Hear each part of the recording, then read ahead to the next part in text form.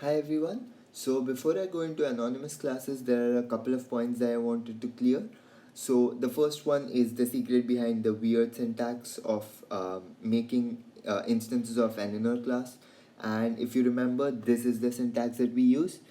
And this outer.new seems kind of weird, and it's more intuitive to do new outer.inner class. And here outer is an instance of the outer class.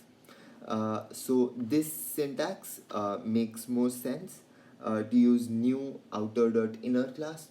But the reason this is not allowed is because there's some ambiguity with packages. So the way this gets interpreted is that outer is a package and inner class is a class inside of that package.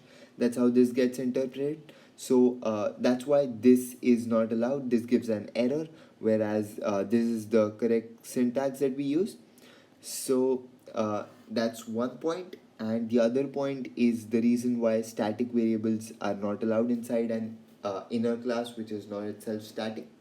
So to understand this, we must understand how static variables work. So static variables are created when the class itself is created.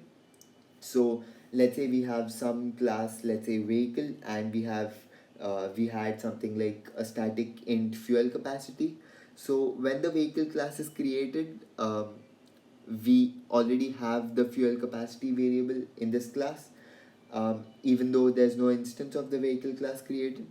But the existence of the inner class itself is dependent on uh, creation of an instance of the outer class.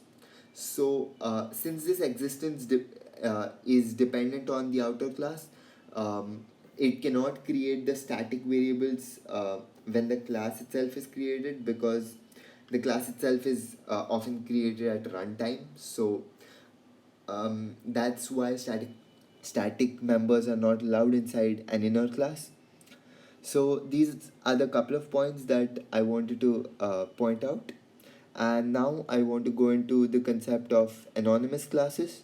So anonymous classes, as the name suggests, are classes without names. So anonymous classes. Uh, so these don't have names at all, and this has a lot of implications. Um, since they don't have a name, we can only use them once. And I'll just tell you the syntax first. So this might seem really weird, but let's say I have an interface or a class. Let's say I have the interface. Actually, let's say I have the abstract class vehicle just as we created earlier. So what I've already told you that something like this is not allowed. Vehicle v equals new vehicle.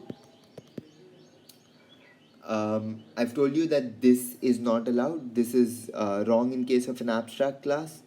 But now this is going to sound really weird, but what is allowed is something like this: vehicle v equals new vehicle. And if I write something here, um,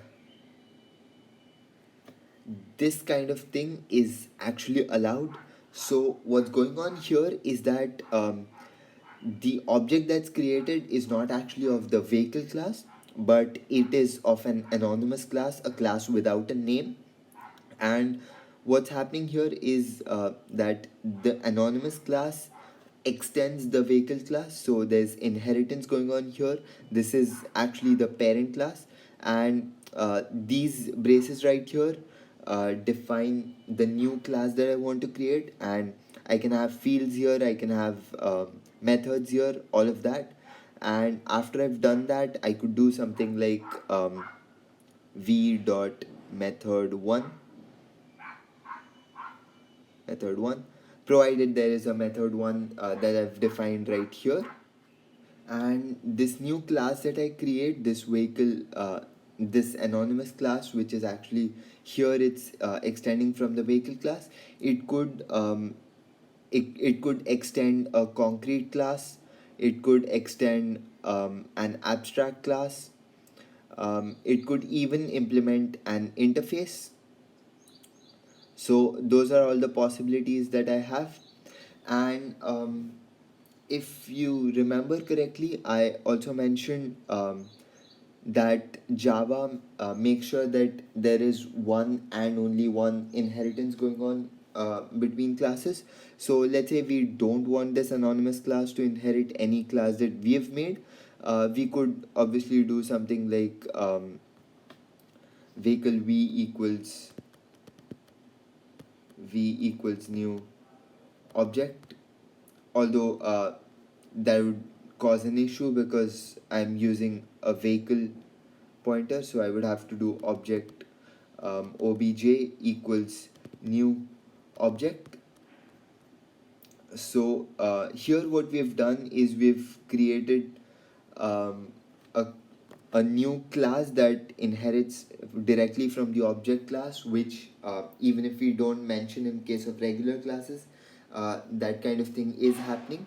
So we are allowed to do this as well, and we could extend any of these, implement this, any of that is possible. So, because this class doesn't have a name, Java gives it a name on its own, but it has some implications on the program as well. Because since we don't have a name, we can't create a constructor of this class. So, we are forced to use the default no arguments constructor. That's one point. And the other point is that in case of implementing an interface, in case of regular classes, we can actually implement multiple interfaces. But in case of an anonymous class, because we need to mention the interface here, we can only implement one interface. So let's say I have an interface called let's say INTF. What I could do is something like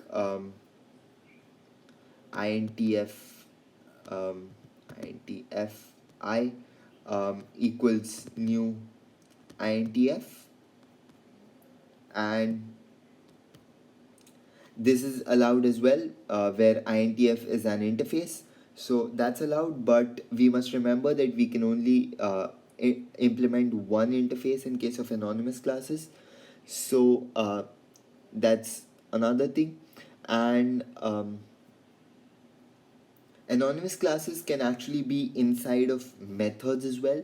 So let's say I have my public static void main, and inside of that I can create create a reference, and create a vehicle reference, and then do this block of code right here inside the public inside the main method itself, and I can create the class there.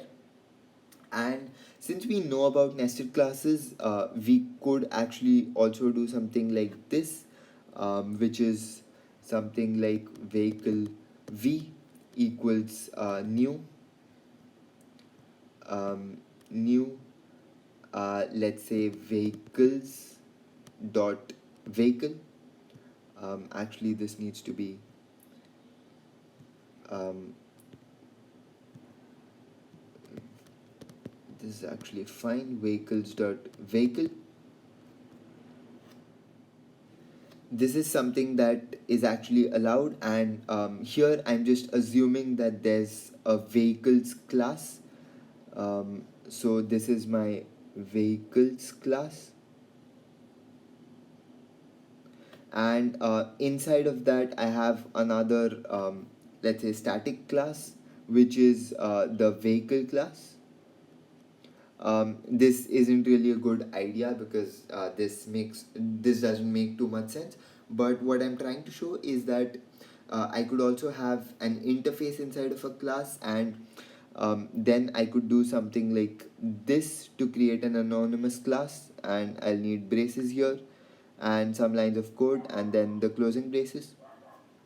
So I guess that's it about anonymous classes, and this is just a bunch of theory. I don't think I will be doing a programming session on this.